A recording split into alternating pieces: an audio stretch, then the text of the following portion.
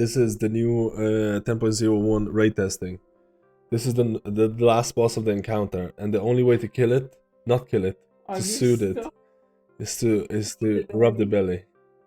That is a new tactic. Hello guys, and welcome to my new video, and I got to do some raid testing for patch 10.1 PTR in terms of the new raid, in terms of the new class, how do I say, the new class changes, in terms of the new tier sets. And again, this video is going to be talking about my experiences, and I got to test 3 healers, and that is Restoration Druid, Restoration Shaman, and Preservation Evoker, and how they felt in the new raid after all the class changes. We're going to be talking about tier sets as well, but there's a big disclaimer about tier sets. Some of the classes do not have them implemented on the PTR service right now, so we'll have to make some assumptions. And don't look at the value of the tier sets themselves, because the value can change at any given moment, but look at the general idea that they're trying to introduce. How is that going to impact possible talent builds and things like that? Let's go and get started with my experiences with Preservation Evoker. Now, I ran the exact same build that I used in 10.05 for 10.1 just to see how different Evoker would feel. And honestly, it doesn't feel all that different, because the gameplay changes that they introduced, if you are running that reversion build, which we're not sure because I did not get to test the tier set. The tier set is not implemented for Preservation Evoker, so it just ran the exact same build. And the main difference is that you're outputting less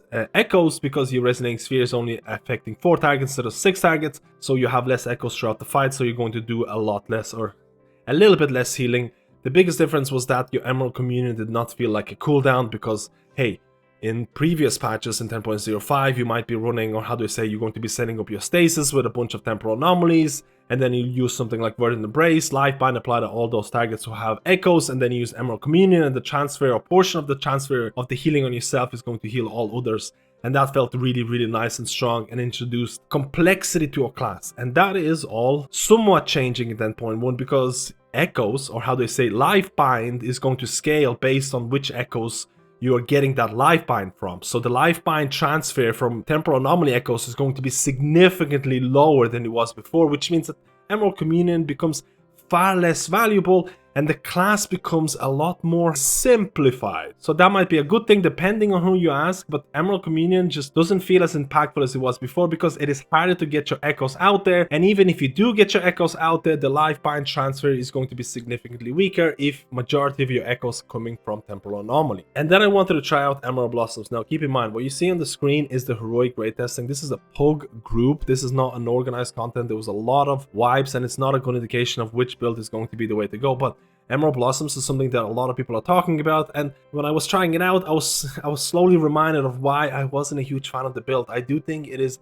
a simplified version of the reversion echo build they used to have in 10.05. Emerald Blossoms, it's still relatively mana expensive, and I even had to pick Stasis. I picked Stasis just for my own sake, because when you're playing Evoker in raids without Stasis, I think it almost feels like a shell of a class, because you're just pressing buttons when they're coming off cooldown, when people need healing, and it doesn't have a lot of this ramping that it used to have. But that is only my personal opinion. I've always been a fan of a healer where you can set up ramps and be rewarded for good gameplay, and I think a lot of that is going out the window in 10.1, at least with Emerald Communion, at least with possible Emerald Blossoms emerging. But maybe there will be some interesting builds, and we have to talk about tier set. The tier set was not, and you see it on my screen, it was not available for testing on PTR for 10.01, so we'll have to assume how it works. But I generally believe that the 2-set bonus, Spirit Bloom, applies a heal overtime effect for 40% of healing done over 8 seconds.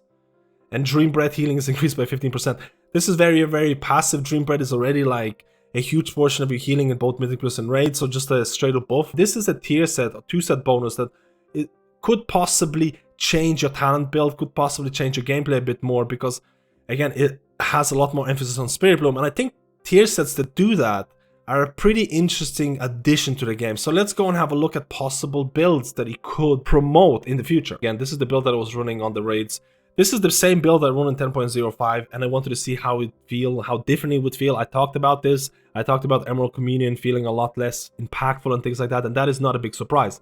But with the tier set bonus was not available for testing, but you can see how the Spirit Bloom emphasis could impact your talent choices. Again, things like Spiritual Clarity, which reduces the cooldown of your Spirit Bloom. You want to have more Spirit Blooms out there, because you're going to also apply Hot on people. So shorter cooldown Spirit Bloom is only going to be a good thing. Maybe people are going to be thinking about Nostorm's Teachings, because Nostorm's Teachings is also going to be reducing the cooldown of empowered spells, and that is also going to be including things like Spiritual Clarity. And then you might even look at things like Font of Magic, where your empowered spell's maximum level is increased by 1, which means you can cast it to longer and impact more people and put that hot on more people. So I'm actually relatively okay with it, with this tier set bonus, because it changes the gameplay a bit. It puts emphasis on Spirit Bloom, and I think we'll have to see the power of this. We're not looking at the power, we're looking at the possible gameplay changes. Now in terms of your 4 set bonus, after casting 3 empowered spells, gain Essence Burst immediately and another 3 seconds later. So I'm assuming you're getting 2 Essence Bursts in relatively quick succession. Let's see how that might impact your gameplay. Now, I'm not sure about the power of this tier set. I haven't really looked at again, you can't look at the interaction. The tier set is not being testable, but I kind of see where they're coming from with Essence Bursts after casting 3 empowered abilities, because there is this lull moment in the class when you're using your empowered abilities like Fire Breath, your Dream Breath, your Spirit Bloom, and then, for example, you use your essences on Echoes or Emerald Blossoms, who knows. If you use all of your essences, you have this moment where you have nothing available for you. You can't really do a whole lot, and you might be using something like Living Flame for healing or DPSing, or again, you have this moment where you don't have a lot of options. You might be setting up for a cooldown, you might be using Temporal Anomaly, whatever, but I think Blizzard is trying to give you more things to do, because after casting 3 empowered abilities, you're going to get Essence Burst, which you can use on whatever you want in terms of what build is going to be available, and then you're going to get Essence Burst shortly afterwards, which means you can do more things. So I think Blizzard is trying to, again, more things to do. Not sure about the strength of this, haven't really looked at the full interaction that you could provide. Let me know if there's something that I'm missing about this, but I can see why Blizzard is doing that, because they want the class to feel more complete, which I don't fully disagree with that. And now let's go to Restoration Shaman, and Shaman received quite a few buffs and nerfs and reworks coming into patch 10.07, coming into patch 10.1. I think there's quite a few differences to the gameplay, or emphasis on which talents to pick, because they have reworked things like Swirling Currents, they have made a lot of interaction changes for Ancestral Guidance with Cloudburst, and I think that felt probably the biggest change in gameplay. And again, I am fully aware of the fact that previously you could have your Cloudburst, and your Cloudburst is about to expire or is about to do its healing. You could pop Ancestral Guidance, and the Cloudburst healing would work with Ancestral Guidance. That was workable or usable for 10.07. Blizzard has removed the interaction, and instead, they now allow Ancestral Guidance healing go into Cloudburst. So this, when combined with Swirling Currents, you're looking at a big emphasis on your Cloudburst usage. And if you mess up your Cloudburst, I think you're going to pay a bigger penalty than you used to before. There is a big disclaimer to this, because there has been nerfs to Wellsprings. Wellsprings has been nerfed by 30%, so I'm not sure if Wellsprings is going to be something that people might use in raids. I don't know. I was not using it. It made me sad, because I really enjoy Wellsprings in raid environments. I think it is a really good way of feeding into your Cloudburst healing and things like that. So there is, like I mentioned at the start of the video for Resto Shaman, there is a lot of changes that are positive and some changes are negative. You have to look at the fact that Restoration Shaman's healing was increased by overall 8%, and Shaman healing felt really, felt pretty strong from the very limited raid testing that I got to do. I was also running Tidebringer, which felt really nice, because anytime there was any burst healing needs or the raid took damage for a little bit, I could just use my really quick chain heals to top up people and to kind of deal with that burst healing. And then if nothing's happening, that's fine, because I'm waiting for my Tidebringer to recharge. So I was pleasantly surprised by Restoration Shaman. Again, the fight that I was testing on required quite a bit of stacking, and honestly, Resto Shaman is still great at that. I think Tidebringer is still interesting. Looking at big Cloudbursts makes the class a little bit more fun. And when we go to the tier set, again, the tier set for Restoration Shamans, when you cast Healing Rain, all allies within your Riptide on them are healed by Tide Waters for a certain amount. Now, no big surprise that they're emphasizing on something like Healing Rain. I think Healing Rain has become a staple for Resto Shamans. Healing Rain has been a staple for Resto Shamans in raids for a really long time. But it hasn't been the staple for Resto Shamans in Mythic Plus, because in Mythic Plus you might not cast Healing Rain, but in Dragonflight, because of Acid Rain, Healing Rain is basically used in all forms of content, and I think the fact that they're making a tier set about Healing Rain only makes sense because it'll impact Mythic Plus and raids. And then outside of that, each ally healed by Tide Waters increases your haste by 1% for 6 seconds and increases the healing of your next Riptide by 10%. I don't know about the person who makes tier sets for Resto Shaman, but they really love haste. For the people who don't remember, at the start of beta for Resto Shamans, the tier set for Resto Shamans was also to do with haste, but the community was really upset, the outroar, and they ended up changing it from haste to critical strike. And the guy comes back again and is trying to introduce haste again. I don't hate haste for Resto Shaman. I think haste can be very strong in something like Mythic Plus environments, or it can be very decent in Mythic Plus environments for it makes the class feel a lot more fluid. But haste in raids, it's not a good stat, and I think most of the Resto Shamans out there would just want something like crit again. And I think they will revert back to crit because most people will complain about this. How do I feel about this tier set? I think emphasis on healing rain makes sense. I think they could change a couple of values here. I'm not looking at the percentages. I'm not looking at the healing things because they will change. But I think they have to revert the haste. I think it has to be something else because I don't think any Resto Shaman really wants to run a tier set that gives them haste, especially in raiding environments. And the last healer that I got to test on PTR service was Restoration Druid, and Restoration Druid is one of those healers that you were able to test the tier set, and a lot of people I know are talking about how powerful this tier set is, how overpowered it's going to get nerfed and all those things.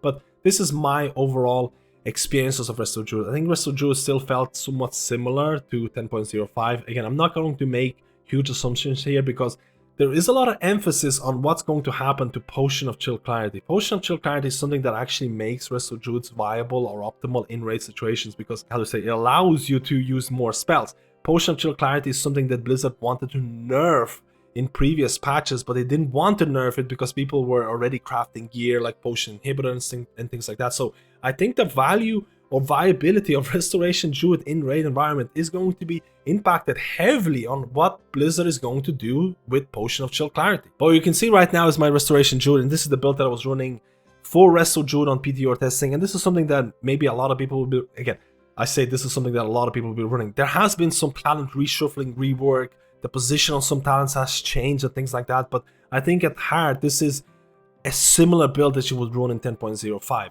So the tier set, how is that going to impact the gameplay? I felt that, again, Restoration Druid, the healing was still very strong and the gameplay felt very similar, but again, we'll have to see how Potion of Chill Clarity is going to impact this. So now let's look at Resto Druid's tier set bonus. 2-set bonus, Rejuvenation, Life Bloom, Healing increased by 15%. Okay, that's pretty nice. Regrowth, Healing over time increased by 75%, which is honestly interesting because it's pushing the regrowth healing a bit, like the buff is pretty big. Again, I'm not trying to look at the numbers themselves because that can change at any time, but it might possibly try to push your regrowths more, especially like in Mythic Plus environment, things like that. We'll have to see if that's going to change how you, or the globals that you use during your Tree of Life. That could also be very interesting. So let's talk about a 4-set bonus. So Flourish increases the rate of your heal overtime effects by 40% for an additional 16 seconds after it ends. So after your normal Flourish ends, you get this version of Flourish for 16 seconds. And now 16 seconds is only working for you if you use Flourish that you have on 1.5 minute cooldown. If you get Flourish from your Convoke, you're still going to get that 4-set Flourish at the reduced duration. And then you also, again, if you don't pick Flourish, Verdant Infusion causes your Swiftman targets to gain 50% increased healing from you for 6 seconds. So this is a tier set bonus that is purely based on these nodes alone. If you pick Verdant Infusion, you get something else. If you pick Flourish, you get, again, an emphasis on your Flourish. I think a lot of people in raid situations are going to pick Flourish. It does sound really OP on paper, and I'm not looking at the numbers specifically because the numbers can change at any given point. I'm looking at possible talent interactions, possible gameplay interactions, and I think generally speaking, the gameplay interaction from 4-set is not all that impactful. But if you're approaching a fight, and I'm going to use Vault Incarnates, let's say you're doing the first boss in Vault Incarnates and you're basically looking at the burst healing boss. Burst healing requirements and then nothing's really happening afterwards. This 4-set bonus is not going to be all that overpowered because, for example, you're putting Rejuvenations on as many people as possible, you're putting Hots, you press your Wild Growth, you press your Flourish, the rate of your healing is increased, you're doing a lot of healing, burst healing happens, you're doing your healing, then burst healing, everyone's topped up, you get your 4-set bonus, and you can see your 4-set bonus here right now. Healing overtime spells are healing 40% faster, and on that boss alone, the value of it is not going to be all that big because you only need burst healing potential. On top of that, the 4-set, when it procs, it doesn't actually extend the duration of your HOTS. So that's something to, at least right now, we'll have to see in the future, maybe they're going to change that. So generally speaking, on certain fights, this 4-set bonus might not be impactful as people make it out to be, but imagine if you're doing a fight with this continuous AoE healing needed, this could be very, very strong. And for your Nature's Vigils enjoyers, you will have higher uptime of Flourish with 4-set bonus, which means more healing, and you will be able to optimize those windows a lot more, which means more damage, especially for those Mythic Plus players. Druid in general, in terms of my raid testing, I thought they felt pretty good. I thought the gameplay was still somewhat similar. I think it'll be interesting to see how the tier set or the 2-set bonus might change your priority for things like regrowth, which I think can only be a decent or an interesting aspect. I think Druid, if you enjoy Druid in 10.05, I think you're still going to enjoy Druid in 10.07 or 10.1, unless they're going to make some really significant changes. And I think the tier set by itself, without looking at numbers, it's pretty decent. Again, I'm not looking at the power of the tier set, I'm looking at the gameplay. I think it's decent. I don't think it has a huge impact in terms of how you're going to play your Resto Druid. Again, I like tier sets that impact the gameplay a lot more, but again, you cannot complain about this. Guys, let me know how you feel about the video. Let me know how you feel about all of the classes that I tested. Which class are you looking to main in 10.1? Which class is appealing to you the most? And I will try to do more testing in the next week PTO raid test schedule. Again, let me know which healers I should cover next.